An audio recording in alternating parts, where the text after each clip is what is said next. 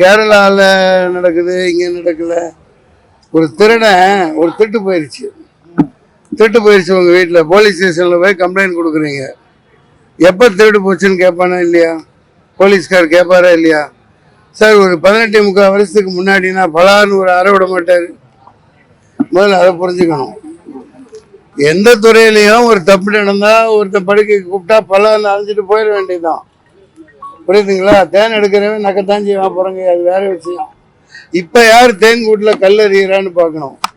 சினிமாவை ஊற்றி மூடுறதுக்காக பார்க்குறாங்க. பல்கீஸ் பானு வழக்கில் இன்னும் தலைமறைவா இருந்த தடிப்பாருங்கிறவர் இன்னைக்கு நாட்டை ஆண்டுகிட்டு இருக்காரு. பல சட்டங்கள் போட்டு அவங்களை தண்டிக்கிறதுக்கு நீங்க கேள்வி கேட்டியா? இங்க பாருங்க, நான் கேட்கறதுக்கு பதில் சொல்லுங்க. நான் எல்லாத்துக்கும் தெரியறவனா இங்க நிக்கிறேன். நீங்க மறைஞ்சிருந்து கேள்வி கேட்கறீங்க. நீங்க என்ன பத்திரிக்கை அதை சொல்லுங்க எனக்கு. இல்ல நீங்க என்ன பத்திரிக்கை நீங்க பதிவு பண்ணுங்க.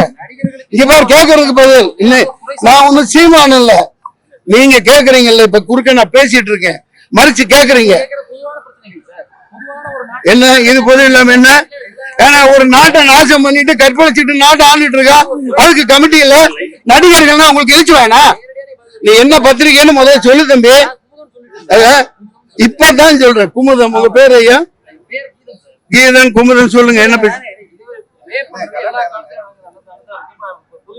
அப்படியெல்லாம் விட முடியாது. இங்கே பாருங்க. இல்லப்பா தம்பி, அவர் கேட்கணும், கேளு தம்பி. குமுதம் கேளுப்பா. நாங்க இல்லன்னு ஒண்ணும் செய்யலையே, ஒண்ணும் சொல்லலையே. ஏப்பா நல்லா கேளுங்கப்பா. நான் இவ்வளவு சொல்றேன், இதை ஒதுக்கி தள்ளுறீங்கன்னா நீங்க எப்பேற்பட்ட வன்மமாளர்களா இருப்பீங்க? அப்புறம் எப்படி? பல்கீஸ் பானு அரசியல்வாதிகள் ஆண்டுகிட்டு இருக்கிறவங்க இவ்வளவு வன்மத்தை பண்ணிட்டு நடிகர்களை புகழடைய விடாம பண்ணிட்டு இருக்காங்க. புரியுதுங்களா? எதுக்கு ஆகணும்? சரி, எனக்கு நடந்த கொடுமை எல்லாத்துக்கும் தெரியும். நீங்க சின்ன பசங்க சொல்லட்டுமா? இதை சொல்லிடுறேன். உங்களுக்கு தெரியாது. நான் தண்டிக்கப்பட்டேன், 5 நாள் உள்ள போனேன், கடைசியில விடுதலை ஆனேன். அதே நவம்பர் 11 2011 50 லட்சம் ரூபாய் சம்பந்தப்பட்ட பொண்ணு எனக்கு நஷ்டீடு கொடுக்கணும்னு தீர்ப்பாச்சு. ஆச்சா? இப்ப யார் புகழ் கிடைச்சிச்சு? அந்த பொண்ணு கல்யாணமா இருக்குது. நீ கண்ணி கல்யாணவளா இருந்தேன்னு சொன்னது தப்பு, நீ விர்ஜினிட்டியோட இருந்தேன்னு சொன்னது தப்பு அப்படின்னு தீர்ப்பாச்சு. அது எத்தனை பேர் இந்த நடிகர் சங்கம் என்னை காப்பாற்ற வரல? அதே மாதிரி லேண்ட் கிராபிங்ல உள்ள போனேன். எப்பப்ப நான் பெரிய ஆளாகிறனோ, அரசியல்ல கால் பதிக்க விரும்புறனோ, அப்பப்ப நான் நாசம் பண்ணப்பட்டேன். 10 லட்சம் ரூபாய் தவிர தமிழ்நாடு கவர்மெண்ட் கஜானால இருந்து திருப்பி நான் கட்டின படம் போன வருஷம் எனக்கு வந்தது. நான் நிரபராதி. அது சர்வே நம்பர் வேற, இது வேறன்னு தீர்ப்பாச்சு. ஆனா நீங்க எதுலையுமே போடல.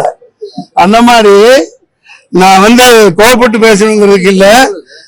இங்க அந்த மாதிரி சில விஷயங்கள் பண்ணா அது ஈகோ பிரச்சனையா முடியும். அப்புறம் என்னத்துல முடியும்னா பழிவாங்கிறதுக்கு தான் இந்த சட்டங்களை பயன்படுத்துவாங்க. நாங்க யாரும் உத்தமர்கள் எல்லாம் சொல்லல. நான் சராசரி மனிதன். மைக் கொஞ்சம் தள்ளி வைங்க. ஆமா சரி, ஒன்னே ஒண்ணு சொல்லட்டுமா? அதாவது இயேசுநாதர் என்ன சொன்னார் அதை சொல்றேன்.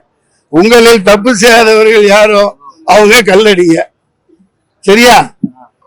யாராவது ஒரு இப்ப கமிட்டின்னு அமைச்சாலும் முழுக்க 100 விழுக்காடு உத்தம புத்திரியாவோ புத்திரனாவோ இருக்க முடியுமா? இல்ல. சரியா? இப்ப திருட மேல குற்றம் சுமத்தனா அவன் ஓடுறான், முன்னாடி அவன் கத்திக்கிட்டே ஓடுறான். ஏய் திருட புடி திருடனை புடின்னு சொன்னா அவனும் கத்திக்கிட்டே போறான். அந்த மாதிரி திருடனுக்கு தேல் கூட்டின மாதிரி எல்லாம் பல விஷயங்கள் நடக்குது. பாய் எல்லாரும் சந்தோஷம். இது சினிமாவை கெடுக்கிறதுக்கு போடுறாங்க. தைரியம் இருந்தா போடுங்க. இப்ப பொதுக்குழு போய் நான் என்னத்த பேசுறது? சரி விடுங்க, ஆளை விடுங்க.